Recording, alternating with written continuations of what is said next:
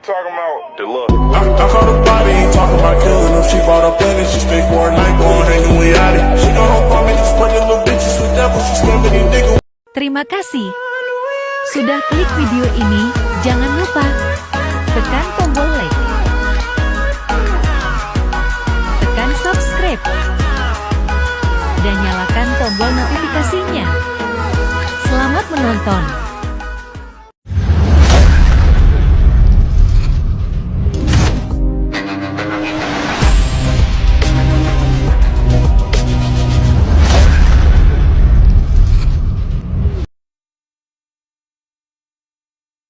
Assalamualaikum warahmatullahi wabarakatuh.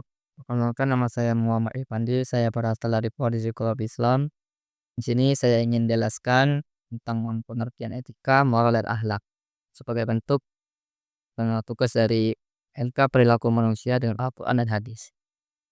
Baiklah, langsung saja kita masuki pengertian etika. Pengertian etika. Etika secara etimologi, kata etika berasal dari bahasa Yunani kuno, ethos, yang artinya adat, kebiasaan. Sama dengan akhlak dalam arti bahasa, arti etika adalah sebuah koranata perilaku seseorang atau sekelompok orang yang tersusun dari suatu sistem nilai atau norma yang diambil dari gejala-gejala alamiah masyarakat kelompok tersebut. Selanjutnya, pengertian moral. Moral berasal dari kata Latin mos dan mores, bentuk jamaknya yang berarti adat atau cara hidup. Moral adalah tindakan manusia yang sesuai dengan ide-ide umum masyarakat yang baik dan wajar. Moral dan etika memiliki kesamaan dalam hal baik dan buruk. Selanjutnya, pengertian akhlak. Kata akhlak berasal dari kata khalaqah dengan akar kata khalukun yang berarti perangai, tabiat, dan adat, atau dari kata khalqun yang berarti kejadian, buatan, dan ciptaan. Jadi etimologi akhlak itu berarti perangai, adat, tabiat, atau sistem perilaku yang dibuat. Akhlak secara kebahasaan bisa baik, bisa juga buruk, tergantung kepada tata nilai yang dipakai sebagai landasannya. Meskipun secara sosiologis di Indonesia kata akhlak sudah mengandung konotasi baik. Jadi orang yang berakhlak berarti orang yang berakhlak baik. Sebenarnya kata akhlak baik dapat disebut dengan akhlakul karimah, sedangkan akhlak buruk disebut dengan akhlak mazmumah.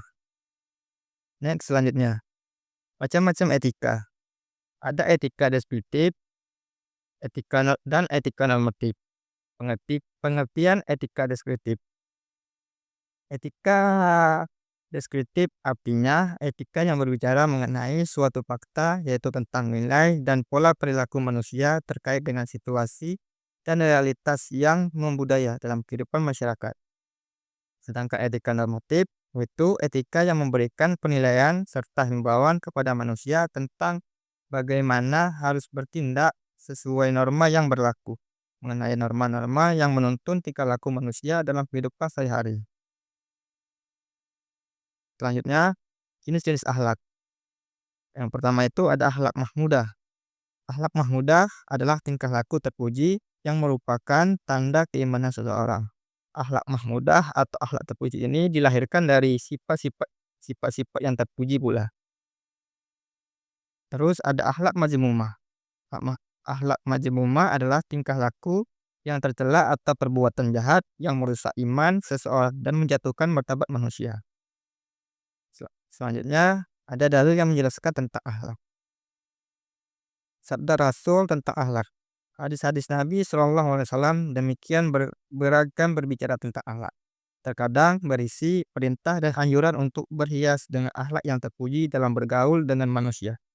Ada kalanya beliau menyebut besarnya pahala akhlak, mulia dan beratnya pahala akhlak dalam timbangan. Pada kesempatan yang lain, beliau memperingatkan manusia dari akhlak yang buruk dan tercela. Abdullah bin As meriwayatkan bahwa Rasulullah SAW pernah bersabda, Innama innama innama ah innama innama in inna min ahyarikum ahsanakum khuluqa, yang artinya sesungguhnya yang terbaik di antara kalian adalah yang paling baik akhlaknya. Hadis riwayat Bukhari dan Muslim nomor 2321. Terus di dalam surah Al-Ankabut ayat 45 menjelaskan kutlu ma uqiya ilaika minal kitabi wa aqimus shalah. Inna sholata inna sholatan inna sholatan ha anil fahsya'i wal munkar waladzikrullahi akbar wallahu ya'lamu ma tasna'un. Artinya, bacalah apa yang telah diwahyukan kepadamu, yaitu Alkitab, Al-Quran, dan dirikanlah salat. Sesungguhnya salat itu mencegah dari perbuatan keji dan mungkar. Dan sesungguhnya mengingat Allah, salat adalah lebih besar keutamaannya dari ibadah-ibadah yang lain. Dan Allah mengetahui apa yang kamu kerjakan.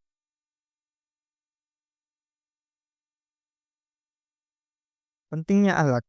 Nabi SAW mengatakan, Inna bu'itsu liutammima makarimal akhlak. Artinya sesungguhnya saya diutus hanya untuk menyempurnakan kemuliaan akhlak manusia.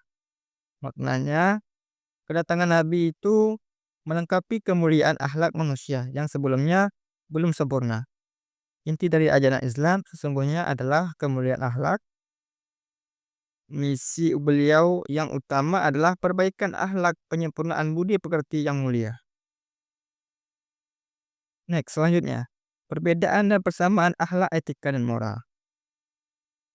Perbedaannya itu akhlak yaitu perangai perbuatan kita berdasarkan Al-Quran dan Al-Sunnah universal dan abadi. Sedangkan moral, nilai atau ketentuan baik dan buruk, adat istiadat atau hasil kesepakatan bersama, lokal dan temporal. Dan etika adalah ilmu tentang baik dan buruk, adat istiadat atau hasil kesepakatan bersama, lokal dan temporal.